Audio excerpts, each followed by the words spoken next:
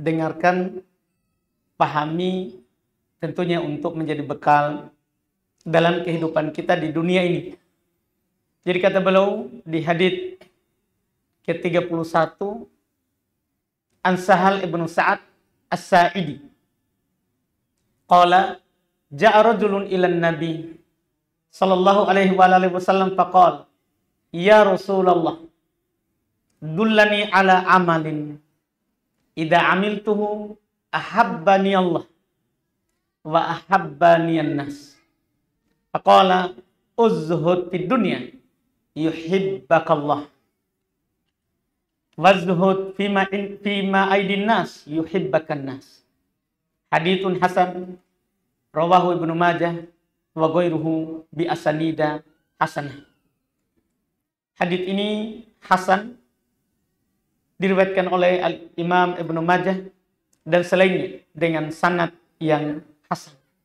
Disahihkan oleh Syekh Al-Albani rahimahullah di Sunan Ibnu Majah. Kata beliau dari Sahal ibnu Sa'ad As-Sa'idi, beliau berkata, datang seorang laki-laki kepada Nabi, seorang sahabat, dan berkata, wahai Rasulullah, tunjukkan kepada saya sebuah amalan. Kalau saya amalkan, maka Allah akan mencintai saya. Dan juga manusia akan mencintai saya. Jadi dua buah hasil yang dia inginkan, tapi satu amalan yang dia minta. Satu kali melakukannya, maka saya akan mendapatkan dua keutamaan. Cinta Allah dan cintanya manusia. Kan ini yang kita butuhkan dalam kehidupan ini. Bukan hanya sahabat yang membutuhkannya. Kita semua butuh. Kita butuh dicintai oleh Allah dan dicintai oleh manusia di sekitar kita. Karena kapan hanya satu saja kita dapat, kita bisa menjadi syaki, orang yang sengsara. Misalnya kita hanya peduli cinta Allah, tapi tidak dicintai oleh manusia. Susah hidup di dunia. Karena sekaya apapun kita nanti pasti butuh orang juga. Iya, untuk membantu kita. Apalagi kalau kita miskin, lebih butuh kepada yang lain. Tapi kalau kita hanya dicintai oleh manusia tapi dibenci oleh Allah, percuma juga, karena sumber kehidupan kita itu di atas langit. Bukan di dunia ini, bukan di atas bumi. Iya. Maka sahabat ini bertanya kepada Rasulullah untuk mendapatkan dua itu. Karena sekali lagi, itulah sumber kebahagiaan. Kita punya di dunia ini orang-orang mencintai kita. Dan kita dicintai oleh Allah. Dia bilang seperti itu. Apa itu amalan? Yang saya kalau lakukan, maka Allah akan mencintai saya. Manusia akan mencintai saya. Faqala, maka kata Nabi, memberikan irsyad, petunjuk kepadanya. Uzhud fid dunya yuhibbukallah.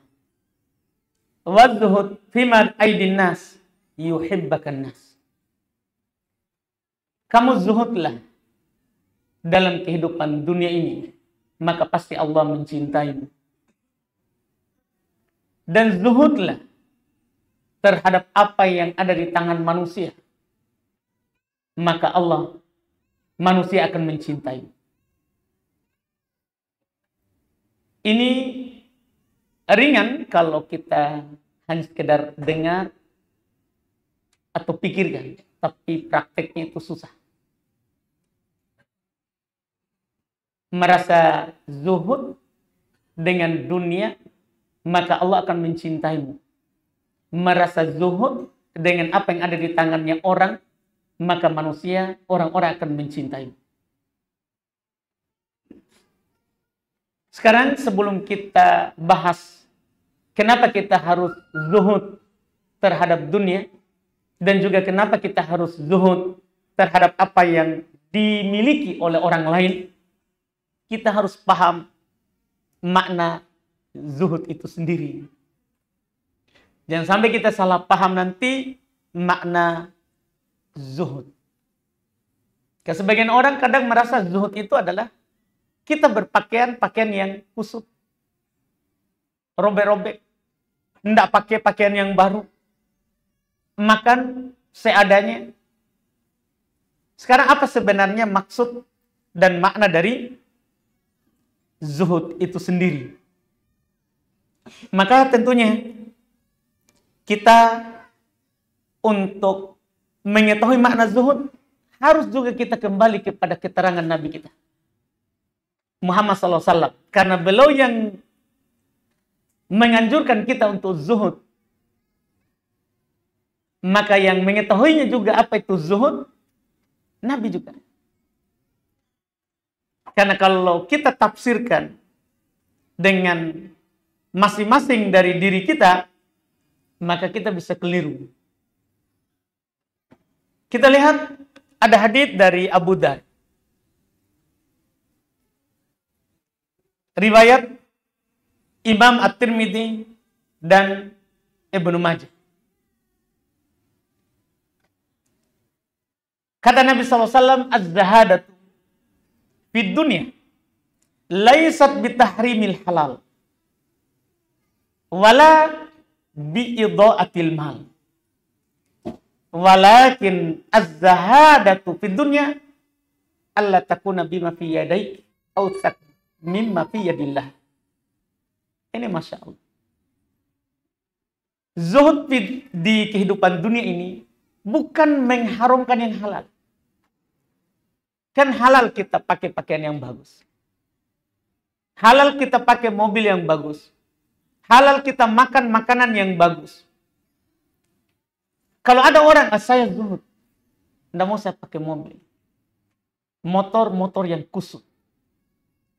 Dia bisa pakai baju bagus, tapi dia pakai baju kaos, ya, robek-robek, seakan-akan tidak pernah beli jubah, gitu ya. Jangan tersinggung, saudara. Iya. Ini yang punya warkop, setiap hari ramai, tapi pakai baju kaos. Iya. Jadi kita kembali ke sini. Jadi kata Nabi itu, zuhud bukan mengharamkan yang halal. Bukan zuhud itu. Iya. Sebaliknya berarti zuhud itu, kita merasa cukup dengan yang halal, tidak pakai yang haram. Itu maksudnya zuhud. Pertama, yang dikatakan oleh Nabi definisinya. Jadi bukan dengan mengharamkan yang halal. Ya halal kita pakai, kita gunakan, kita makan. Iya. Wala idha'atil mal. Zuhud itu bukan juga membuang-buang harta, bukan. Artinya kita punya harta terus kita telantarkan. Kita biarkan. Kenapa kamu tidak pelihara itu hartamu? Zuhud, saudara. Dunia sementara. Iya. Akhirat selamanya. Kita lanjut itu. Iya. Bukan zuhud itu. Bukan. Zuhud itu kita kalau dapat yang halal, kita jaga. Kita pelihara. Kita kembangkan dalam yang halal. Bukan zuhud yang seperti itu kata Nabi. Walakin az-zahadah. Akan tetapi yang namanya zuhud itu adalah Allah takuna fi yadaik bima fi yadaik awsak mimma fi yadillah. Zuhud yang benar itu adalah yang ada di tanganmu tidak boleh lebih kamu percaya terhadap apa yang ada di tangannya Allah. Itu dibilang zuhud. Artinya kita lebih percaya apa yang ada di sisi Allah daripada apa yang kita punya. Itu yang dikatakan zuhud yang benar. Kita lebih percaya Allah daripada orang-orang di sekitar kita.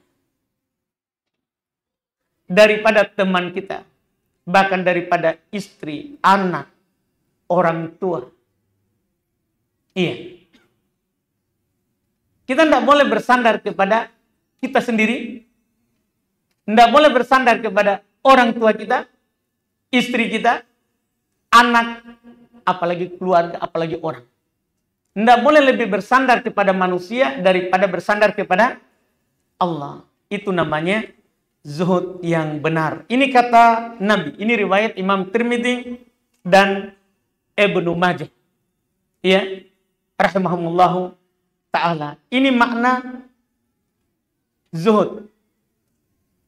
Al-Fudail bin Iyad, beliau ulama yang terkenal dengan zuhudnya. Ya, tapi bukan berarti meninggalkan dunia. Beliau pernah berkata ketika beliau menjelaskan makna zuhud yang sebenarnya. Beliau berkata aslu zuhud ar-ridho anillah. Ini pendek sekali tapi masya. Zuhud itu pada dasarnya adalah kamu ridho kepada Allah. Itu bilang zuhud. Kita diberi apa? Kita ridho. Kita dikasih apa? Sedikit banyak kita ridho. Itu dibilang dan dikatakan yang namanya zuhud. Iya. Jadi zuhud itu tidak dilihat dari pakaian. Zuhud itu tidak dilihat dari penampilan. Tapi zuhud itu adalah al-qunu' huwa az-zuhud wal ghina, kata Fudail bin Iyad. Zuhud itu kita merasa cukup dengan apa yang kita miliki. Zuhud itu adalah kita selalu merasa kaya. Bagaimanapun susahnya kita. Tapi kita selalu merasa pas, merasa cukup dengan apa yang Allah bagikan kepada kita. Iya. Ini makna zuhud yang sebenarnya. Makanya, karena zuhud itu seperti ini artinya, syariat yang mulia, syariat Islam, datang kepada kita supaya kita zuhud dengan kehidupan dunia ini dalam artian kita tidak boleh lebih tinggi semangat dunia daripada akhirat. Tidak dibolehkan. Lebih tinggi semangat kita untuk mendapatkan dunia daripada mendapatkan akhirat. Kalau sudah seperti itu, lebih tinggi dunia daripada akhirat, tercela. Kita dicela oleh Quran. Allah Subhanahu wa ta'ala mencela orang-orang yang lebih mengutamakan dunia. Karena dunia lupa akhirat. Di Quran. Kata Allah, bal tu'thirunal hayata dunia. Bahkan mereka lebih mengutamakan kehidupan dunia. Wal akhiratu khairun wa abqa. Sementara akhirat itu lebih baik dan lebih kekal. Iya, lebih baik dan lebih kekal. Dan keinginan Allah Subhanahu wa ta'ala kepada kita adalah kita punya semangat tinggi terhadap akhirat. Iya, bukan semangat tinggi terhadap dunia. Karena dunia ini mau tidak mau pasti datang kepada kita. Karena sebelum diciptakan langit dan bumi, kita sudah ditulis berapa yang kita akan dapat. Jadi walaupun kita sebenarnya tidak bersemangat, hanya merasa cukup dengan apa yang diberi, kemudian itu yang kita jaga, itu yang kita syukuri, dunia pasti datang sendiri. Karena sudah ditulis. Nabi pernah mendengar istrinya berdoa, ya Allah beri saya rezeki. Nabi bilang, kamu meminta sesuatu yang telah ditulis. Artinya sebenarnya bukan dilarang untuk meminta. Meminta rezeki, bukan. Maksudnya rezeki itu kan sudah ditentukan. Tidak perlu kita terlalu bersemangat. Apa yang didapat, itulah yang kita nikmati. Kita syukuri. Ya, kita jaga. Tidak boleh kita telantarkan. Jadi, juga di ayat ini adalah yang dicela bukan yang mencari dunia, tapi yang mengutamakan dunia. Karena orang yang mencari dunia tidak tercela. Karena juga Nabi katakan, kamu tinggalkan keluargamu kaya lebih baik daripada keluargamu nanti kamu tinggalkan miskin. Berarti tidak apa-apa. Cuman yang dicela oleh Quran adalah kita lebih semangat mengutamakan akhirat daripada mengutamakan dunia daripada akhirat. Itu yang dicela. Lihat ayatnya. Ini ayat kayaknya kita hafal semua. Surat Al-A'la. Iya. Bal tu'thirunal hayatad dunya. Itu yang dicela. Bahkan mereka itu lebih mengutamakan yang namanya kehidupan dunia. Wal akhiratu khairun wa abqa. Sementara akhirat itu lebih baik dan lebih kekal. Ini kenyataan yang Allah katakan kepada kita. Akhirat lebih baik. Kita begini saja. Saya sampaikan satu hadis tentang akhirat. Nabi katakan, maudhi'u asab ahadikum fil jannah khairun minad dunya wa ma fiha. Tempat cambuk. Tempat cambuknya. Tempat tongkatnya. Salah seorang dari kalian nanti dari penduduk surga itu lebih baik daripada dunia dan isinya. Tempat cambuknya. Berarti akhirat lebih baik daripada dunia dan isinya. Wa abqa, ini perbandingan kedua. Dan akhirat lebih kekal. Dan ini bisa kita lihat di sekeliling kita. Iya, orang-orang di sekitar kita, sekaya apapun, banyak hartanya, pasti tidak kekal. Kalau bukan hartanya yang pergi dari dia, maka dia yang pergi dari hartanya. Makanya ketika ada seorang mengatakan, mali, mali, hartaku, hartaku, Nabi ingatkan, bahwa harta kamu itu yang kamu makan itu. Harta kamu itu yang kamu pakai. Harta kamu itu yang kamu sedekahkan. Adapun yang tidak kamu makan, tidak kamu pakai, tidak kamu sedekahkan, itu hartanya ahli waris. Itu punyanya anak. Punyanya istri kalau kita meninggal duluan. Sebagai suami. Itulah harta kita yang sebenarnya adalah yang tadi. Yang kita pakai, yang kita makan, yang kita sedekahkan. Itu yang harus ditahu.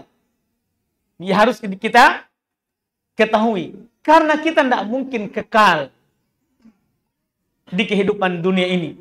Apalagi kita umat Islam, umat akhir zaman, pendek umurnya. Jarang sekali orang di umat Islam 100 umurnya atau lebih 100. Jarang sekali. Karena Nabi memang katakan bahwa umat Islam itu umurnya antara 60, 70 begitu. Karena Nabi saja meninggal 63. Umar meninggal 63.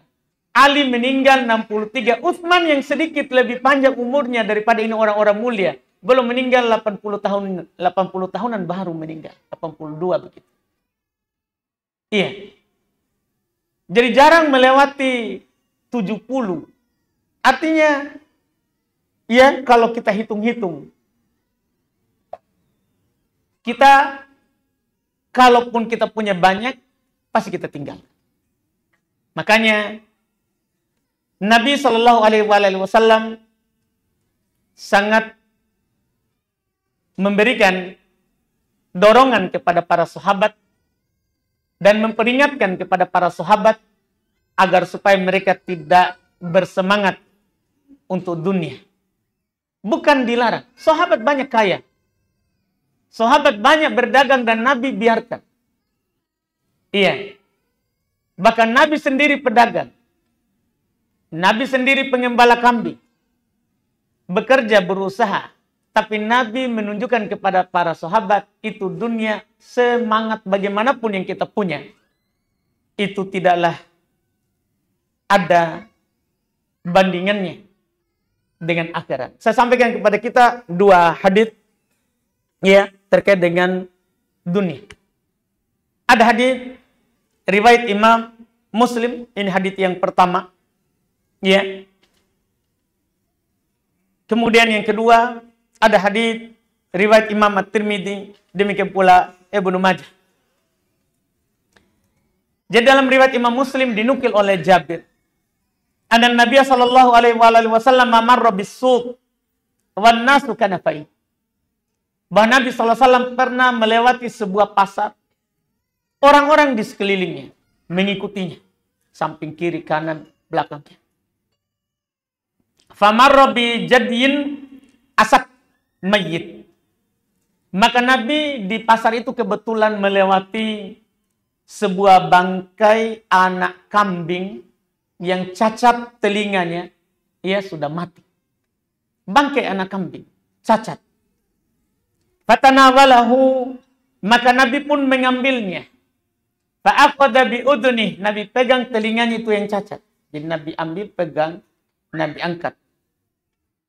Faqalan, maka Nabi berkata, ayyukum yuhibbu hadha lahu bidirham. Siapa yang mau beli ini? Dengan nilai 1 dirham. Dengan nilai 1 dirham. Beliau tawarkan kepada para sahabat. Bangkai anak kambing cacat, mati karena sakit. Faqalu, maka mereka berkata, ma nuhibbu annahu lana bisyai' wa ma nasna'u bih.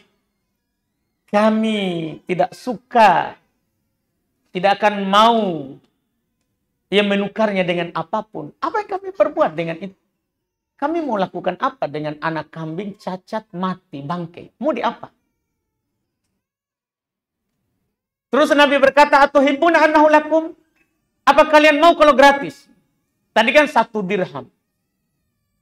Kalian apakah mau kalau gratis? Qalu Allah, mereka bersumpah, wallahi law kana hayyan kana aiban fi li'annahu asak fa kaifa wa huwa mayyit. Demi Allah, mereka bersumpah, demi Allah, kalau seandainya hidup ini cacat, maka bagaimana lagi kalau ini sudah mati? Mau di apa? Hidup saja masih pikir kami 1 dirham. Gratis pun kami masih pikir. Ini kambing cacat. Maka disitulah Nabi ajarkan kepada mereka. Supaya zuhud terhadap dunia. Kata Nabi, wallahi, belum balas juga dengan sumpah. Wallahi, lad dunya ahwanu alallahi min hada alaikum.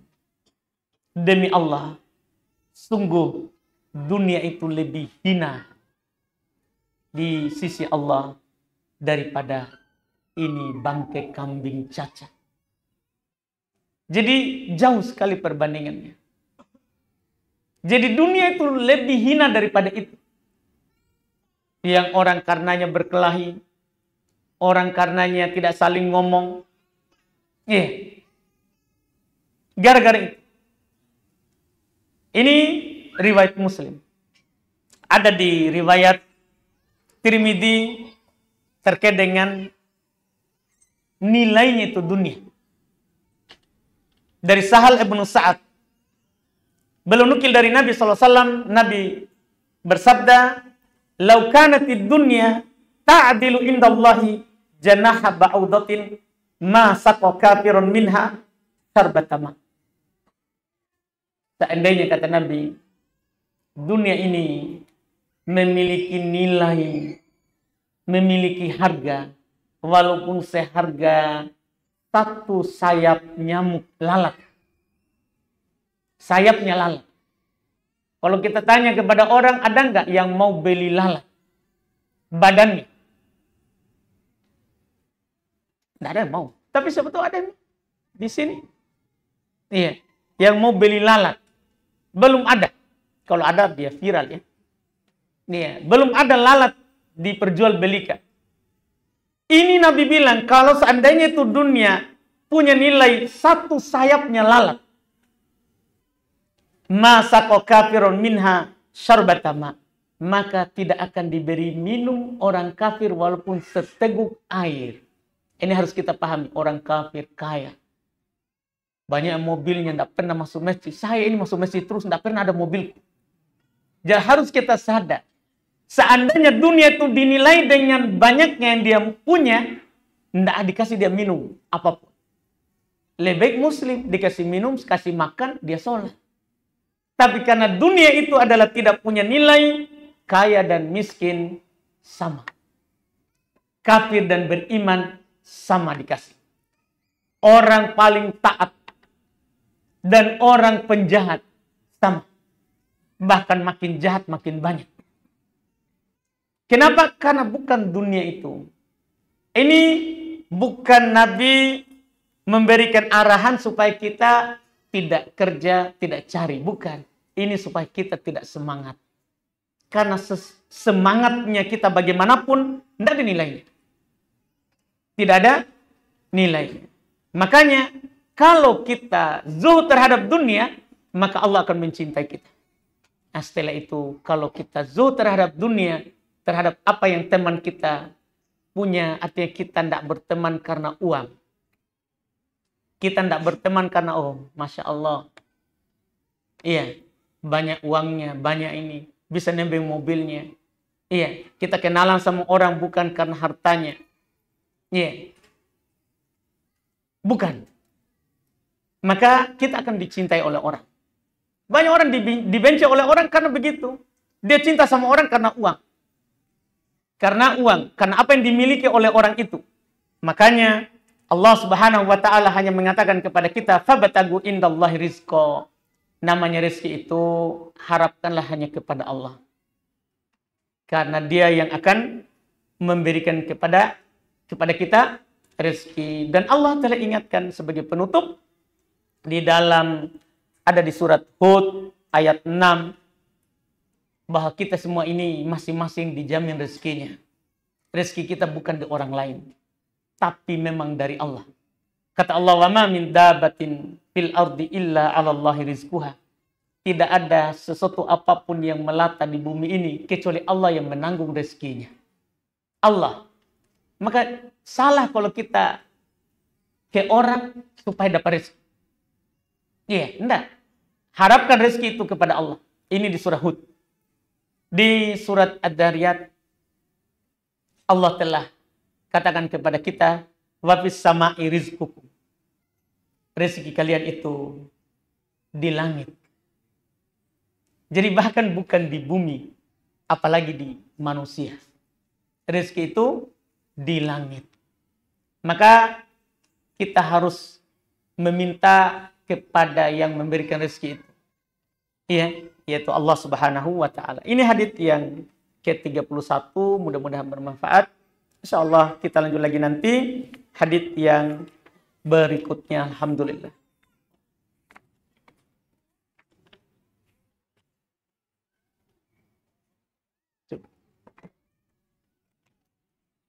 Masya Allah. Kita baca ini sepertinya dari rumah. Diketik. Iya. Setelah ibu saya, pertanyaan saya Ustaz, setelah ibu saya meninggal, saya menikah lagi dengan janda 5 anak. Yang sebenarnya saya kurang sreg dengan pilihannya. Tapi sudah mengikhlaskan hal itu terjadi. Setelah ayah saya menikah lagi, fokusnya sudah terbagi. Untuk membiayai anak kandungnya, untuk membiayai anak kandungnya pun susah. Jadi saya yang membantu biaya hidup adik saya yang masih sekolah.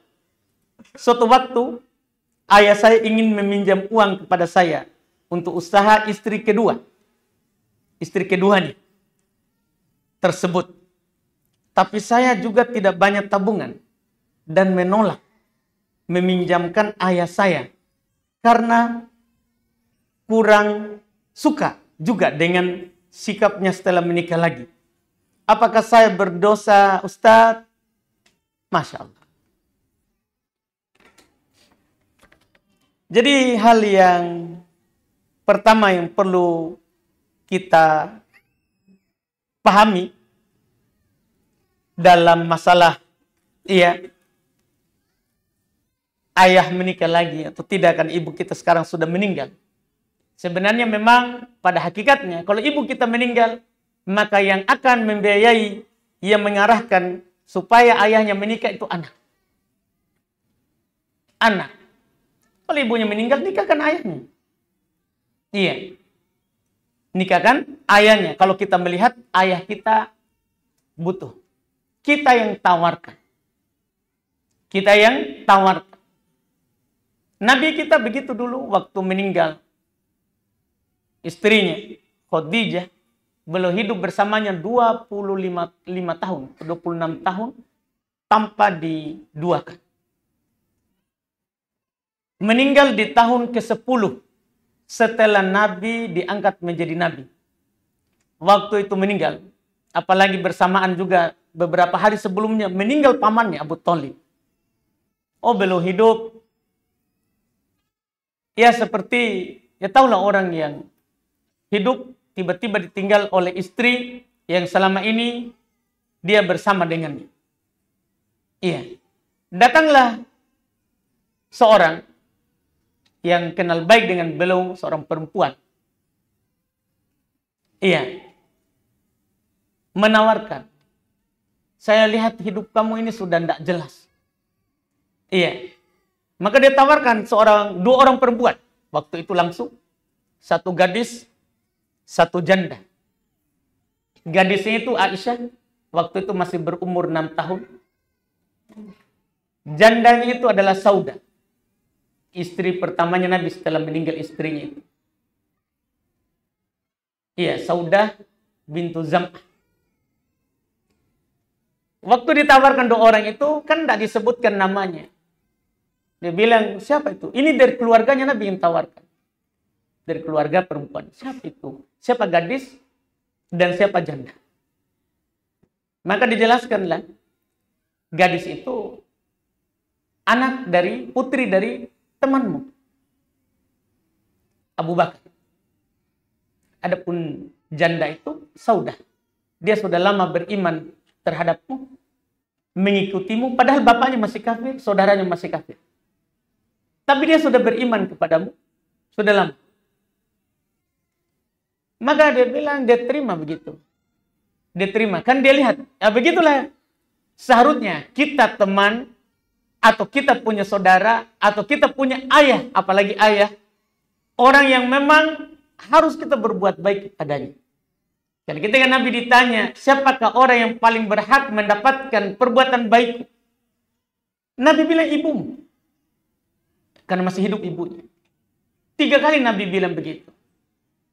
Berikutnya Nabi bilang ayah.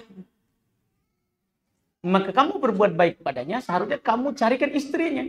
Jangan tiba-tiba benci istrinya ayah. Iya, gara-gara janda. Kan pilihannya ayah. Kan bukan kita yang nikah.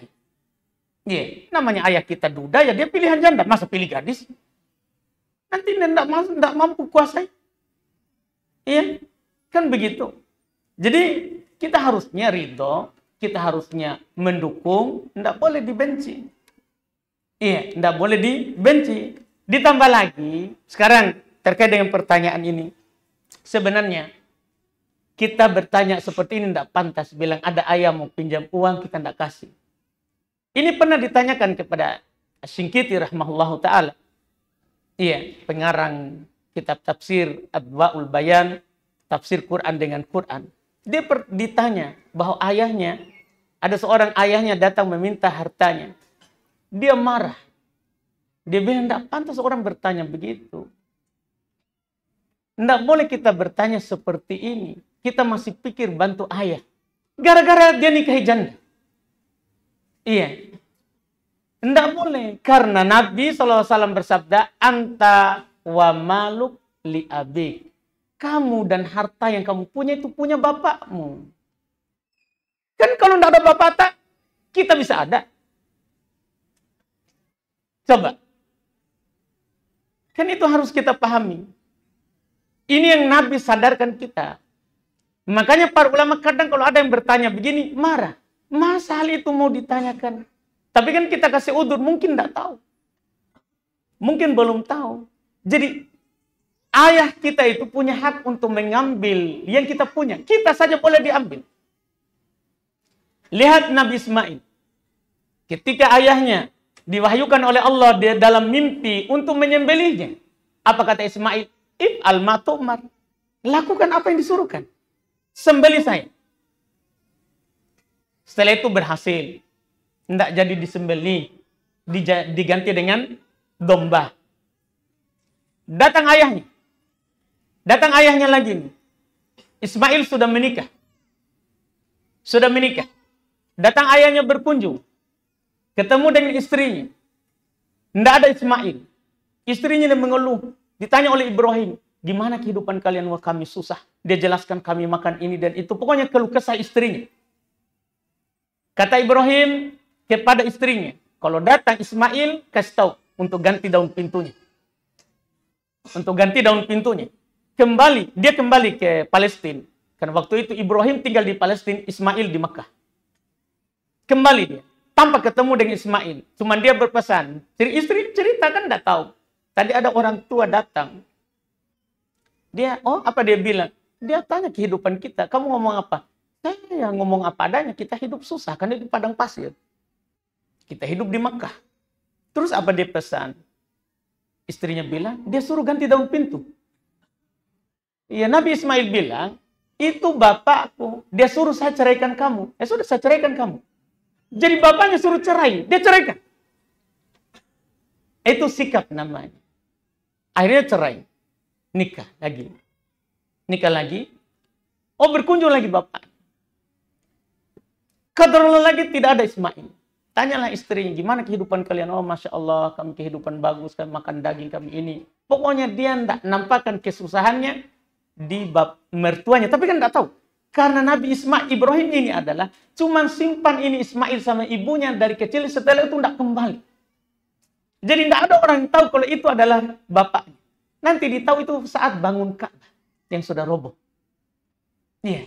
Dia datang, dia ngomong begitu. Masya Allah. Dia bilang begitu. Terus dia mau pamit dan dia berpesan suruh Ismail untuk pertahankan daun pintunya. So, dia pergi. Ya. Kemudian datang Ismail. Tanya tentang itu tadi. Dia bercerita, namanya istri ya, bercerita kepada suaminya. Ada tadi orang datang, ini dia cerita. Terus kamu bilang apa? Saya ngomong begini. Terus dia pesan apa? Dia bilang, pertahankan daun pintunya. Itu bapak saya. Dia larang saya menceraikan kamu. Dia tidak ceraikan. Artinya kita ini adalah milik bapak kita. Istri kita saja adalah milik bapak kita. Dalam artian kalau dia bilang, bisa kita. Iya. Apalagi kita punya mobil, motor, uang. Ayah kita mau. Masa kita. Ini enggak boleh.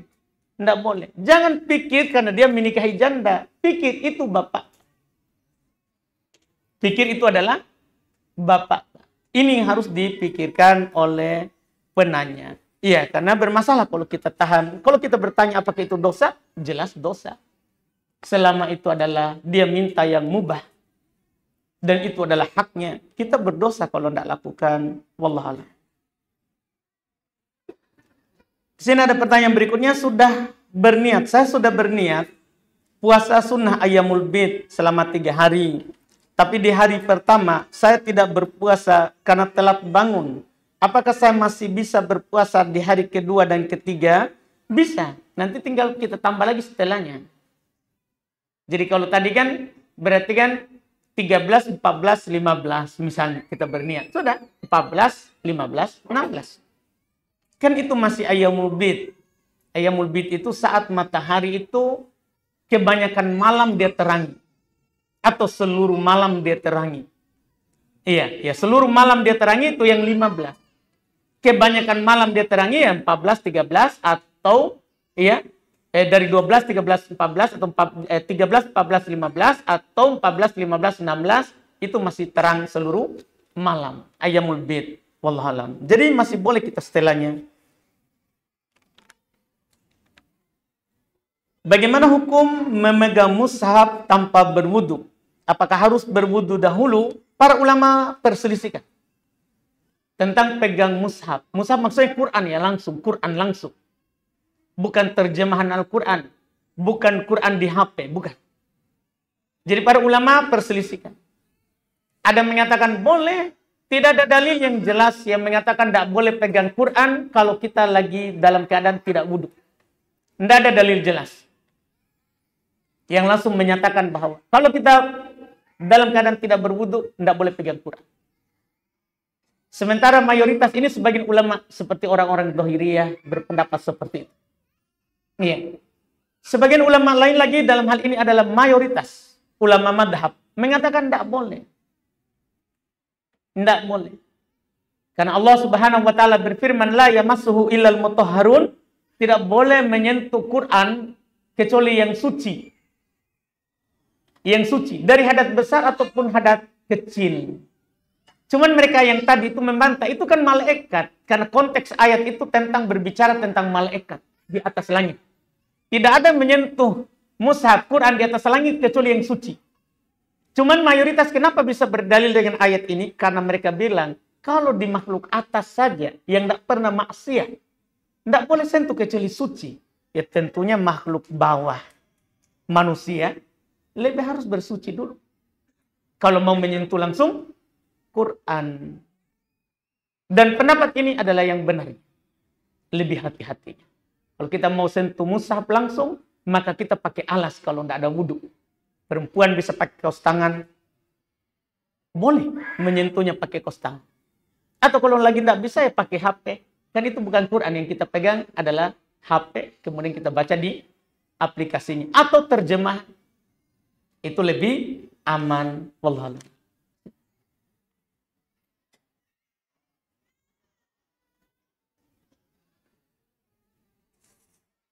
Sini apa Ustaz? Kedua orang tua saya pinjam uang di bank.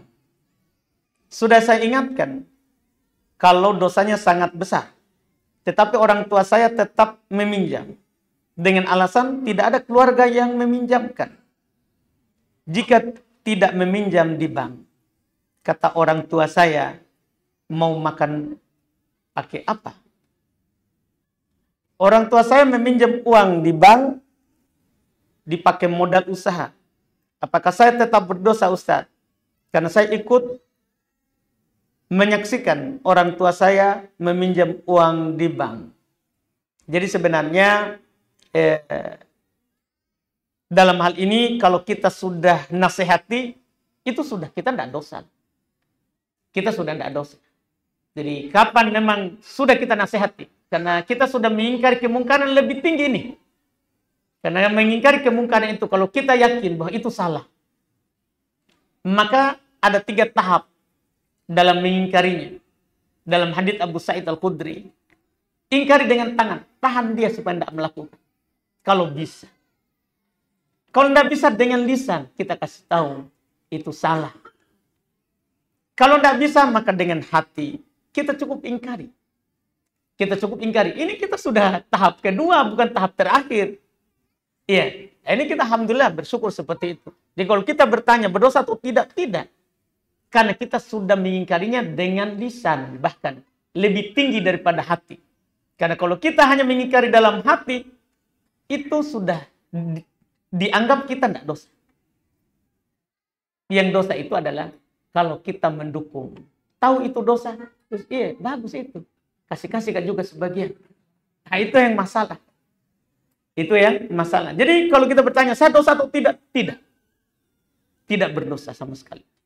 Iya, tidak berdosa sama sekali. Karena dosa terkait dengan hal ini adalah bagi pelaku langsung. Bagi pelaku langsung. Itu wallahu a'lam. Apakah boleh bagi kita untuk menyebarkan kesalahan atau aib seorang yang telah bertobat, sementara kesalahan itu membahayakan kaum muslimin, namun ia telah bertobat? Mohon penjelasannya Ustaz. Kalau dianya sudah bertobat, tapi keyakinannya, pemikirannya, kesalahannya tersebar dan orang tidak tahu itu kesalahan, boleh. Tapi dijelaskan kesalahannya, bukan orangnya yang bertobatnya. Jadi tidak boleh kita sebarkan orangnya, tapi kita sebutkan kesalahan. Kesalahan itu adalah kesalahan. Kita ngomong begitu. Iya, itu adalah salah. Nanti kalau dia membantah, dari mana kamu tahu salah? Si ulama itu yang buat. Nah, baru kita bilang, kan dia sudah tobat. Jadi itu bukan mencelanya. Akhirnya kita bukan membongkar aibnya. Ya, mengingat-ingatkan dosanya. Tapi sebagai hujah. Si fulan telah bertobat. Misalnya sekarang kita bantah begini. Di orang awam. Bahwa keyakinan meyakini bahwa Allah Subhanahu wa Ta'ala hanya memiliki beberapa sifat wajib misalnya. Menurut orang-orang Asy'ari. Kita katakan itu salah, tidak boleh kita begitu. Kita harus tetapkan apa yang Allah tetapkan dan apa yang Nabi sebutkan sebagai nama dan sifat Allah. Tidak boleh kita pergi batasi hanya ini yang boleh, ini tidak boleh. Kalau dia ngomong, tapi ini kan keyakinannya Abul Hasan Al-Asy'ari. Ya kita ngomong, beliau kan sudah tobat. Beliau kan sudah tobat, nah, begitu. Jadi kita bantah keyakinannya. Kemudian kalau ada yang beralasan bahwa ini adalah keyakinan pendirinya ini, kita tinggal bilang, dia sudah bertobat. Ya, dan itu tentunya tidak bisa dia ingkari berikutnya. Wallahualam. Cukup? Baik. Alhamdulillah. Kita cukupkan, mudah-mudahan bermanfaat. InsyaAllah kita lanjut lagi di pertemuan yang akan datang. Subhanallah. Asyhadu an la ilaha illa anta astaghfiruka wa atubu ilaik. Assalamualaikum warahmatullahi wabarakatuh.